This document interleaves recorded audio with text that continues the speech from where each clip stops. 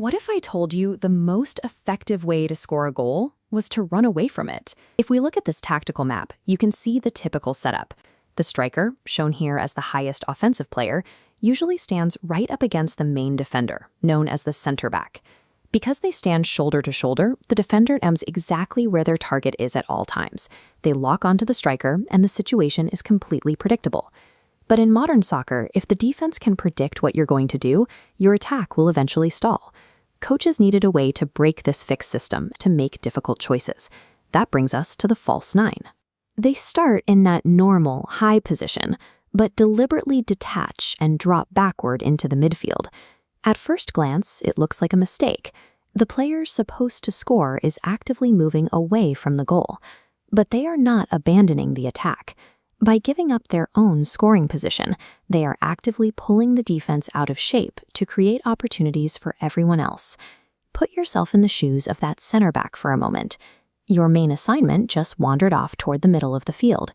You now face a real-time trap with two very bad options. Let's look at option 1. You track the false nine into the midfield. The moment you step forward, you leave a massive hole directly in front of your goal.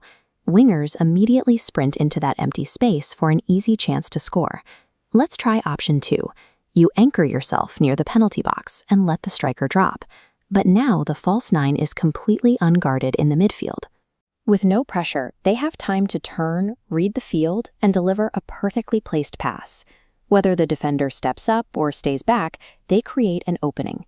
Fluid, constant movement is much harder to stop than rigid, fixed positions. This spatial trap became highly visible to the world when Lionel Messi executed it for FC Barcelona. Messi was perfectly built for this. He lacked the massive physical size to constantly wrestle with towering defenders, but he possessed incredible vision, his pinpoint passing, and unmatched dribbling skills. His coach at the time, Pep Guardiola, built the team's entire attacking system around exploiting the gaps Messi created whenever he dropped deep.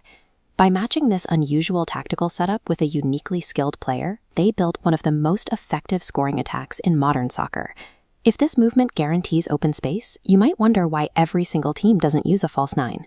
As we see in this diagram, the primary drawback is that if a team needs a physical presence to win headers or finish high crosses inside the box, the space is completely empty. Soccer tactics are an ongoing evolution. Some coaches prefer the raw physical presence of a traditional striker, while others want the confusion of a false nine. The entire purpose of the false nine is to avoid fighting the defense where they are strongest, and instead appear exactly where they aren't looking. If this helped make sense of the pitch, let me know in the comments. What is a confusing sports term you've heard 100 times but want decoded next?